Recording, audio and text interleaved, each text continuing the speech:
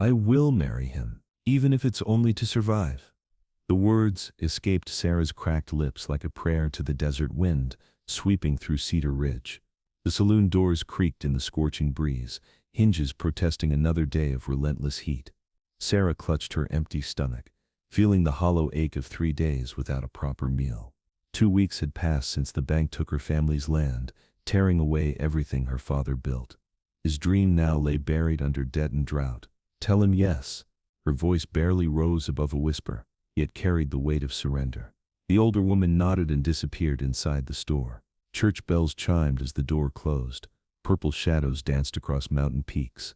Soon she would belong to a stranger, bound by necessity rather than love. At least I'll have food tonight. The thought brought both relief and shame as she touched her mother's faded wedding ring, the only precious thing left of her old life, its gold thin from years of work. Evening air carried the scent of sagebrush and approaching storm. Tumbleweeds rolled down the empty street like lost souls.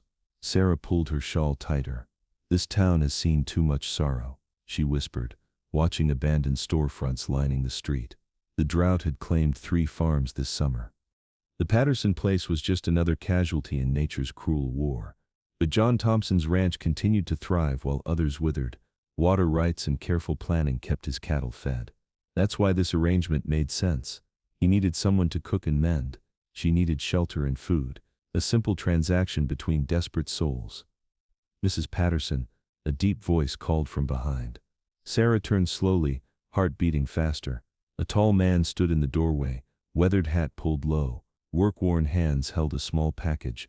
Silver spurs caught fading sunlight. Are you Sarah Patterson?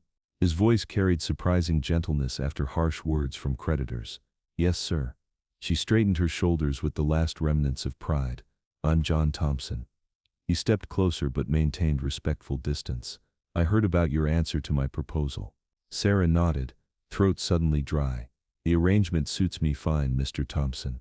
John studied her face with brown eyes that held no judgment, only quiet understanding born of loss. We'll keep it simple then, just survival. His words echoed her desperate thoughts. Thunder rumbled across the valley, promising precious water. Better get inside before it starts. John gestured toward the store. Sarah hesitated on the threshold, knowing this was her last moment of freedom as Sarah Patterson. Tomorrow she would wake as Mrs. Thompson. After you, Mr. Thompson. She stepped into her uncertain future. The storm arrived with sudden fury that shook the windows. Parched earth drank desperately from the sky. Muddy puddles formed in wagon ruts. Just like her, the land was desperate to survive. John stood beside her at the rain-streaked window, close enough for her to smell leather and soap. Your place still has water running, though. Everyone knew Thompson's ranch had escaped the worst drought. I've been more fortunate than most. John's voice carried survivor's guilt. Careful planning keeps cattle alive during times like these.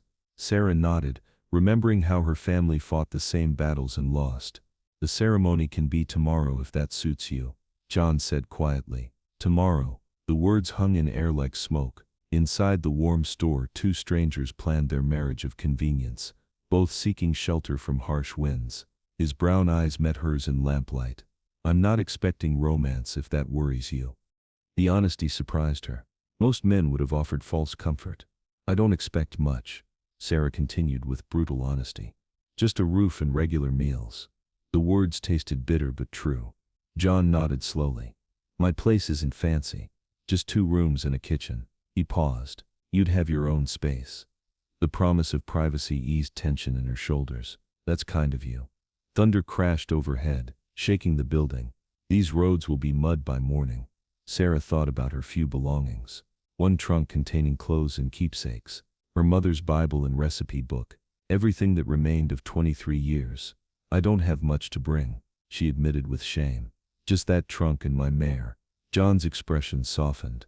What's important is that you'll be safe and fed. Safe. The word felt foreign after months of fear. When did you decide? Sarah asked suddenly. To marry a stranger. John remained quiet, watching rain streak down glass. Last month, he finally said with old pain. When I realized how quiet my house had become, there was grief hidden in those words. Sarah didn't pry because everyone carried losses. The preacher can come Thursday, John said. If that's agreeable. Thursday. 3 days to prepare for a new life. Thursday works fine, Sarah agreed. Lightning flashed outside, turning the world white for one instant. Then darkness returned. I should head back, John said, moving toward the door. Morning comes early. He walked to the threshold while Sarah followed. Mr. Thompson, she called as he stepped onto the porch. He turned back, water dripping from his hat. Thank you for this opportunity. John touched his hat respectfully. See you Thursday, Mrs. Thompson. His boots splashed through puddles as he disappeared into the storm. Sarah closed the door, feeling the store grow warmer. Beyond that door lay her uncertain future, a marriage built on necessity, but also shelter, food, and a chance to survive what others could not. Thursday then, she whispered to her reflection, seeing a woman who had learned to make impossible choices. Tomorrow she would pack her life into that trunk. Thursday she would become Mrs. Thompson, above all else a survivor. Thursday morning arrived with cruel clarity after the storm had washed the world clean, leaving every dust mote settled and every shadow sharp against whitewashed walls. Sarah stood before her cracked mirror in the boarding house room, studying her reflection with critical eyes. Her only decent dress hung loose on her frame after 3 months of poor eating had taken their toll. You look like a scarecrow in Sunday clothes, she whispered to her reflection with bitter honesty, but it would have to do since she owned nothing finer. The church bells rang 9 times across the quiet town, marking 1 hour until her wedding ceremony.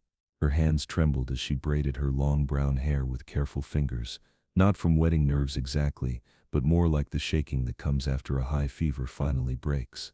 Mrs. Thompson. She practiced the unfamiliar name aloud, feeling it foreign on her tongue like speaking a language she'd never learned. A soft knock interrupted her troubled thoughts. Miss Patterson, your husband-to-be is here. The boarding house keeper's words struck her chest like a physical blow. Husband, the word carried such weight and permanence. Sarah smoothed her faded skirt one final time and picked up her small traveling bag containing everything she owned. I'm ready. The lie came easily as she opened the door to find John Thompson standing in the narrow hallway, wearing a clean white shirt and pressed dark pants, his hair combed back with care, looking younger and less weathered than she remembered. You look lovely, Sarah. His voice held genuine warmth that brought heat to her cheeks, since no one had called her lovely in months. The preacher's waiting at the church for us. John offered his arm with old-fashioned courtesy, and Sarah hesitated briefly before slipping her hand into the crook of his elbow, feeling his solid strength beneath her fingers like an anchor in uncertain waters.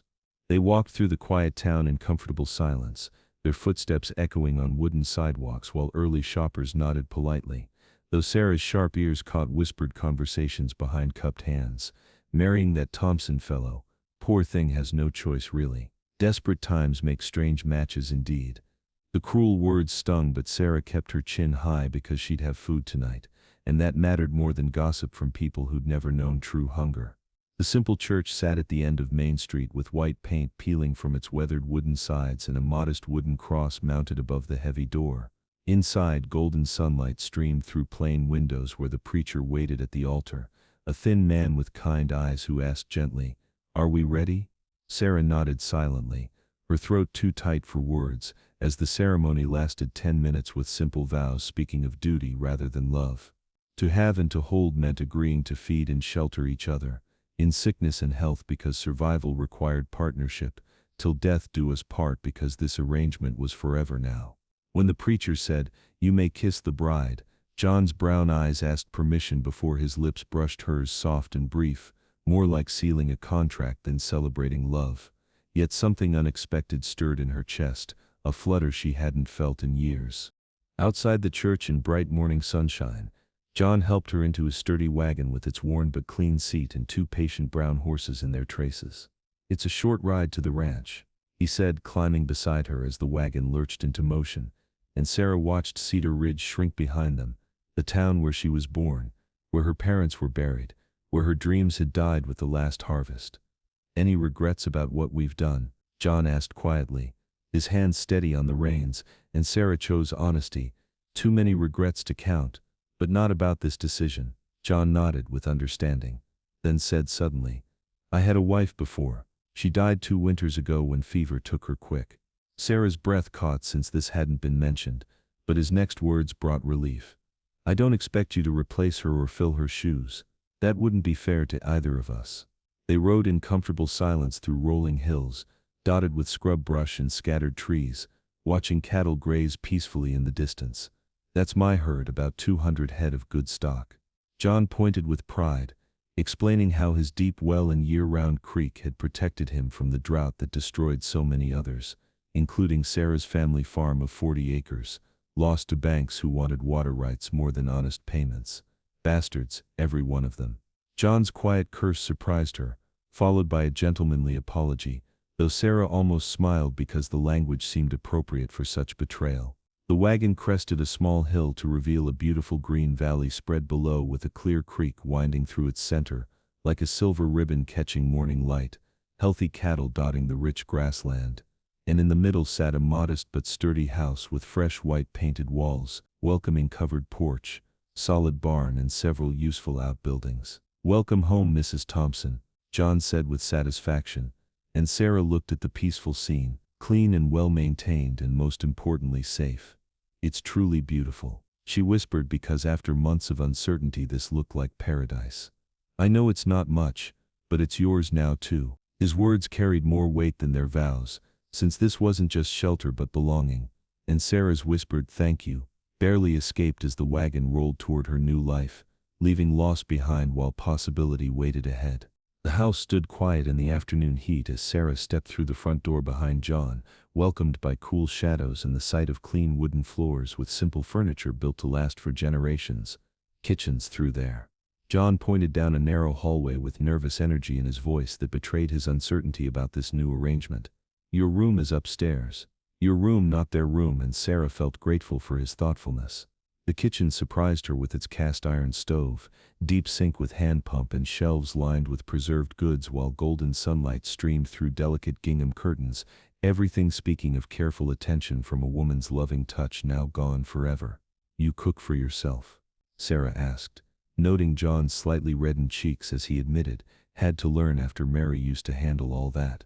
Mary, his first wife's name, hung in the air like a ghost, and Sarah nodded silently because she understood grief's weight and how it followed you through empty rooms. "I'm not much good at it, burned more beans than I care to admit," John continued, which despite everything made Sarah smile, her first real smile in weeks.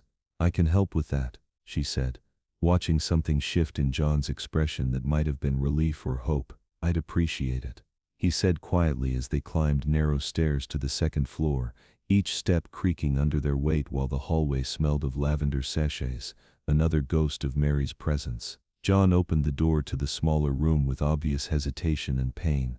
This was going to be, he stopped himself, unable to finish the sentence. "This can be yours now." Sarah understood immediately that this was the nursery that never was, dreams cut short by fever and devastating loss. "It's perfect," she said gently, taking in the single bed with patchwork quilt, small white dresser and window overlooking the valley that offered more space than she'd had in months. "I'll get your trunk," John said before disappearing downstairs, leaving Sarah to sit on the bed and examine the beautifully made quilt with its tiny perfect stitches representing hours of careful work. Mary's handiwork, she realized, the woman's love sewn into every square, while through the window cattle moved peacefully across green grass, safe and serene, yet something nagged at her chest because this felt too good to be true. Heavy footsteps announced John's return as he set her trunk beside the dresser with careful precision, careful not to disturb anything while explaining with awkward formality, "There's a wash basin behind the house and the privy's out back." Basic information delivered with obvious uncertainty, like he wasn't sure what came next in this house originally built for a family now sheltering strangers bound by necessity. The well water's sweet. Mary always said it was the best in the county. There it was again. Mary's name not spoken with bitterness but simply present, like she still lived in these walls. "Thank you." Sarah's words seemed inadequate as John headed for the door, then stopped, his hand on the doorframe. "Sarah?" His voice was softer now. "This doesn't have to be more than we agreed. Just survival, nothing else." The words should have brought relief but instead stung slightly.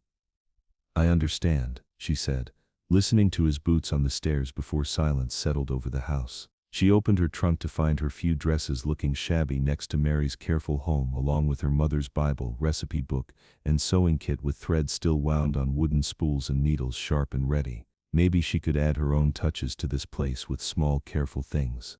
A sharp knock at the front door suddenly broke the peaceful quiet, followed by John's voice and another man speaking with growing tension, creeping into both voices like dangerous smoke under a door. Sarah moved to her window to see a well-dressed stranger on the porch, wearing city clothes that had never seen honest work, his horse carrying saddlebags that looked official, legal, and dangerous. "Mrs. Thompson, could you come down?"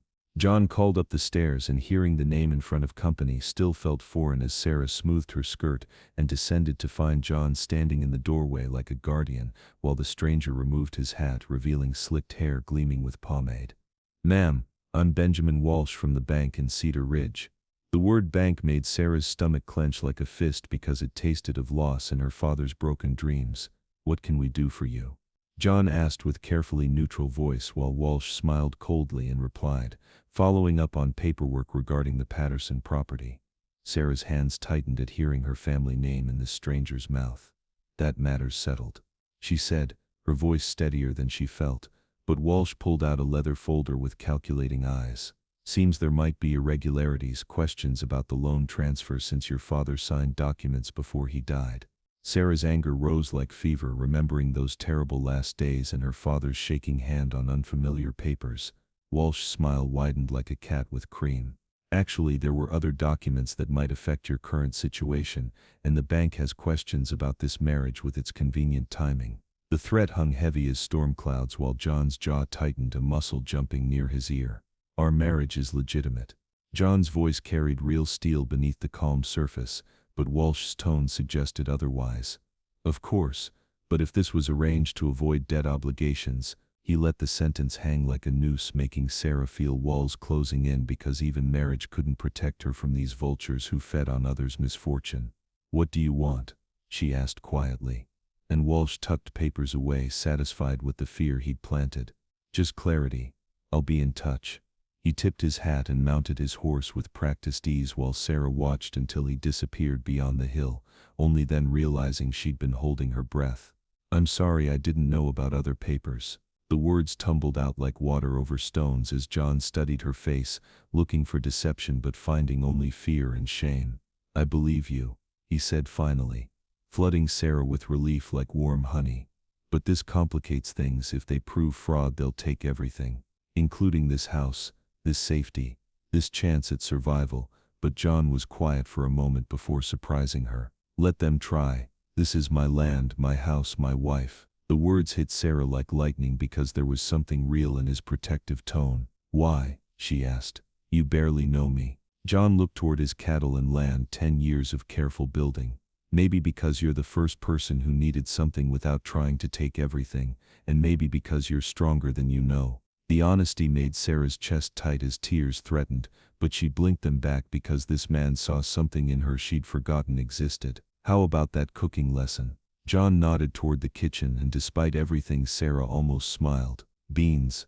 God, I hope not." John's humor surprised a laugh from her as together they walked to the kitchen, where outside storm clouds gathered but inside felt warmer somehow. Not just convenience anymore, but something worth fighting for, as Sarah touched her mother's ring, then rolled up her sleeves because it was time to make this place home.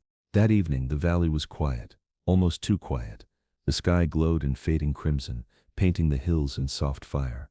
Sarah stirred a pot over the small hearth, while John mended a saddle strap by the window. Neither spoke much, but the silence between them no longer felt like a wall. It was a shelter, fragile and growing. Sarah glanced at John, his brow furrowed in concentration, his hands steady despite the rough day. For the first time she wondered what he had been like before loss carved lines into his face. She almost asked, but instead whispered, "My mother used to hum at night when fear wouldn't let me sleep."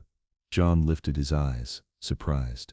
"Mary used to read from the Bible when storms rolled in," he said quietly, almost ashamed of the memory. For a moment 2 ghosts lingered with them, Sarah's mother, John's late wife, and yet the cabin felt warmer, as though the departed offered blessing. The fire cracked. Outside, a gust rattled the shutters. Sarah hugged her shawl tighter, sensing the shift in the air.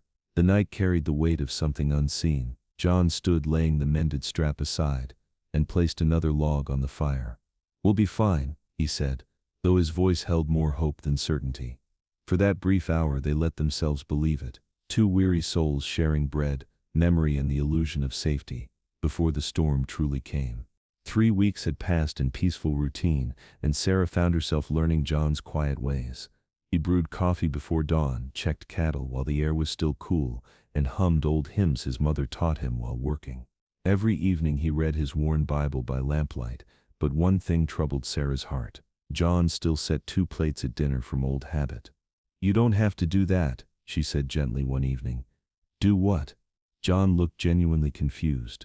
"Set Mary's place." His hands went still on the plates, pain flickering across his weathered face.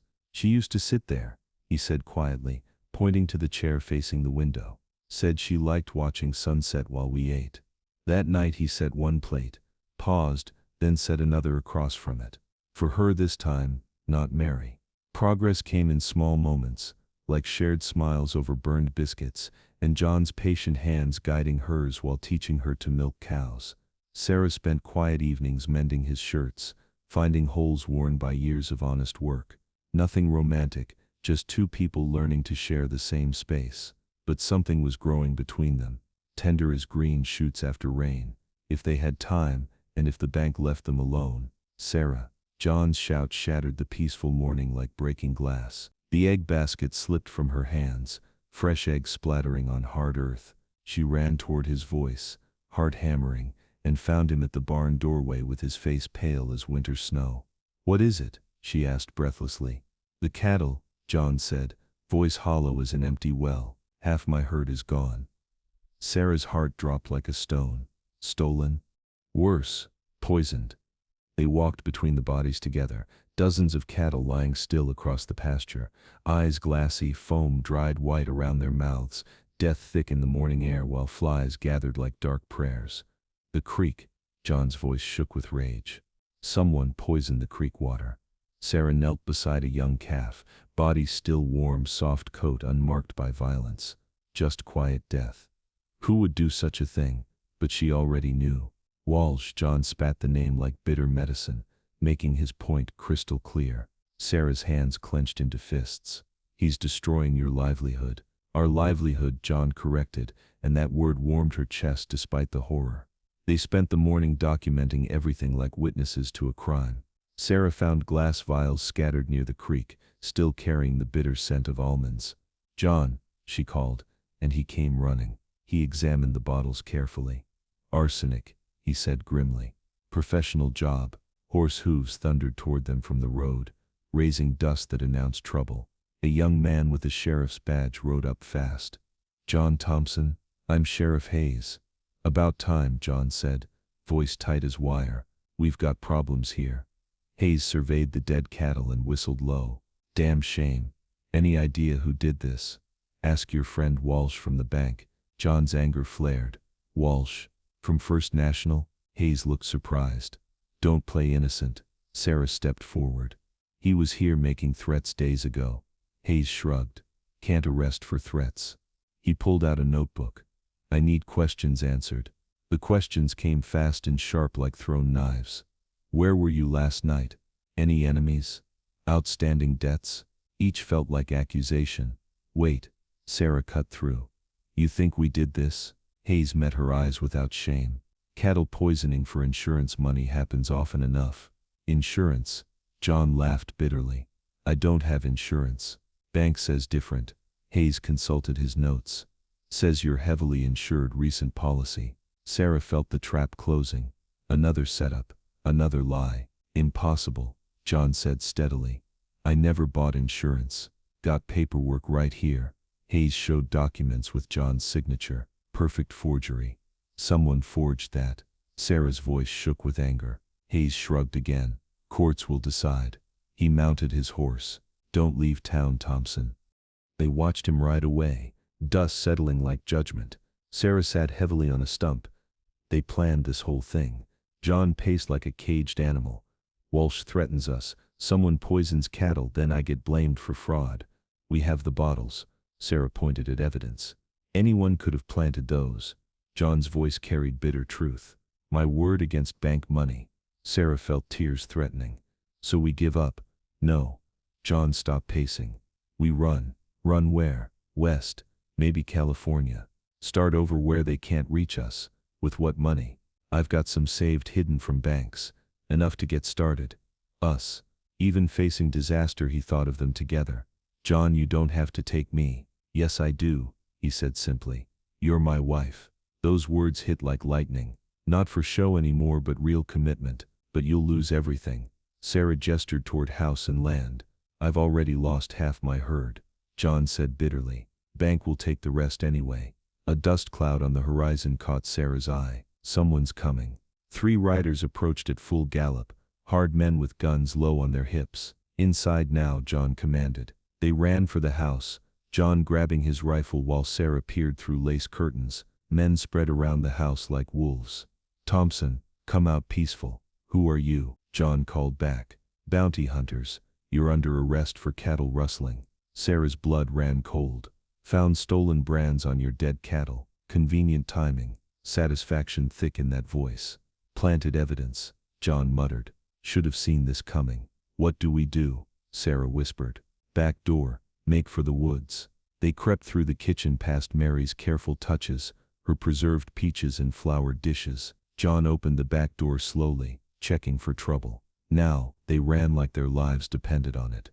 Boots pounded hard earth while angry shouts erupted behind them. There they go. Gunshots cracked the air, sharp reports echoing off hills. Sarah stumbled but kept running. John's hand pulling her along.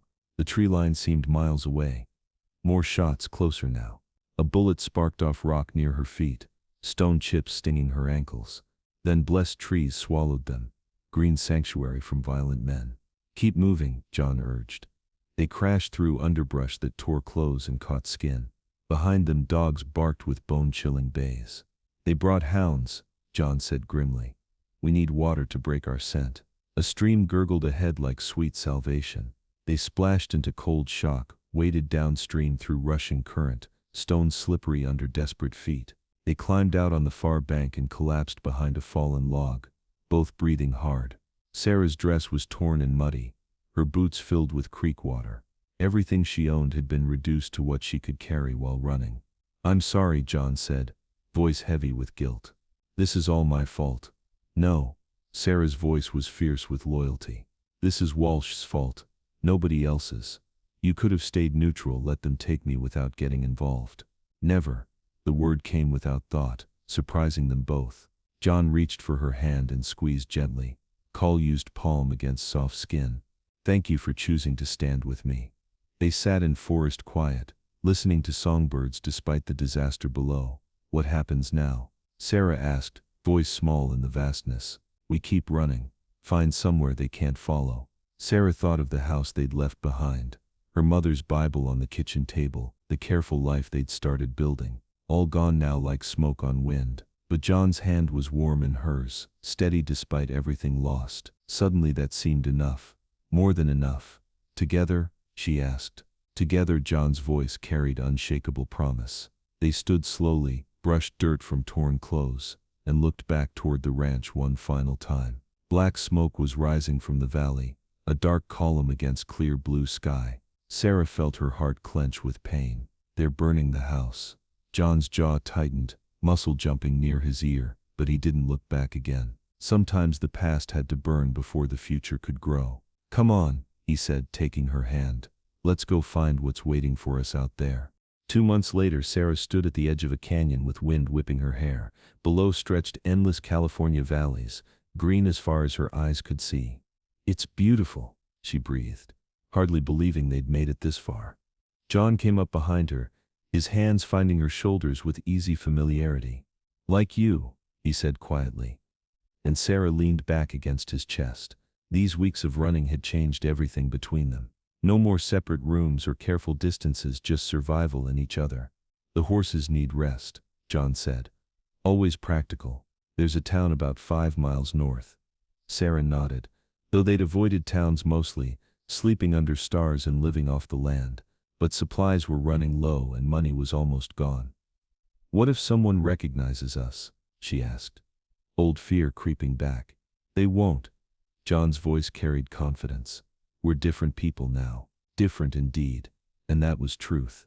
Sarah's skin was sun-browned from weeks outdoors, hands coal-used from work. John had grown a beard that changed his whole appearance. Both looked nothing like the desperate rancher and his bride from Cedar Ridge. They mounted their horses and rode toward the distant town, dust kicking up behind them. The town was called Hope Springs, which seemed fitting. Main Street lined with new buildings, people looking busy and prosperous. Gold country, John observed. Lots of opportunity here. They tied horses outside a general store where the owner was friendly, asked no uncomfortable questions, just sold them supplies with a genuine smile. "You folks looking to settle?" he asked while wrapping purchases. "Maybe," John kept his answer vague. "There's good land up north near Sacramento," the man continued. "My brother's got a claim he can't work. Broken leg. Looking for partners." Sarah and John exchanged glances. Partners, not hired hands or charity, but equal partners. "What kind of claim?" Sarah asked. "Cattle ranch, small but profitable. Needs someone to run it till he heals proper." It sounded perfect, almost too perfect. "What's the catch?" John asked. The storekeeper laughed. "No catch I know of. Just honest work for honest pay, plus fair share of profits." That evening they camped beside a creek where water babbled over smooth stones. "It could be a trap," Sarah said quietly. "Could be," John agreed. "Or it could be our second chance." Sarah stared into the flames. "I'm scared," she admitted. "Of what?" "Of being happy," she said, word surprising them both. "Of thinking we deserve this." John reached for her hand, thumb tracing her knuckles. "We've paid our dues," he said firmly. "Both of us." Sarah looked at him across flickering flames. This man who'd saved her, who'd lost everything for her sake, who'd never asked for anything in return. "John?" Her voice was soft. "Yes, I love you." The words hung in night air, simple and true. John was quiet for a long moment, then smiled. "I love you too. Not duty or survival, but genuine love." "When did you know?" Sarah asked. "The day you mended my shirt," John's answer came quick. "You didn't have to, but you did anyway." "I knew when you said our livelihood," Sarah smiled. "When you made it ours instead of yours." They talked until fire died to embers, about the future they might build, the family they might raise, the love they'd found in disaster's ashes. "What about Walsh?" Sarah asked. "What about him?" John shrugged. "He can't reach us here." "But what if no? What ifs?" John's voice was firm. "We're done running from might-be's." The next morning brought decision, and they rode north toward Sacramento, toward the brother with broken leg, toward their new life. The claim was better than promised. Rolling hills dotted with oak trees, a creek that never ran dry, modest house with barn and corrals already built. "It's perfect," Sarah whispered. "Too perfect?" John asked. "No," Sarah's voice was sure. "Just perfect enough." They met the brother that afternoon, Tom Patterson with leg and splint, but eyes sharp with intelligence. "You two look like you've seen hard times," he observed. "We have," John answered honestly. "But we're good workers." "I believe it," Tom smiled. "Something about you says survivors." Survivors, yes, they were that. They shook hands on the deal. Equal partners, fair shares, fresh start. That night in their new home, Sarah and John stood on the porch while valley spread below them, peaceful and safe. "No more running," John said. "No more fear," Sarah agreed.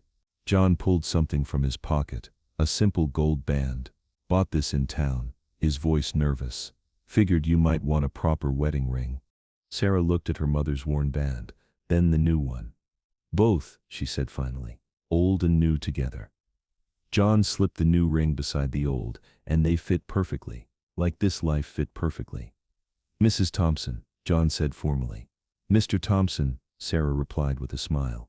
They kissed under California stars, long and sweet and full of promise.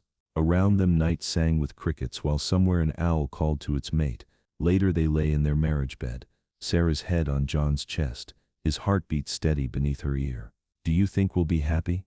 she asked sleepily. "I think we already are." John's voice was drowsy and content. Sarah smiled against his skin.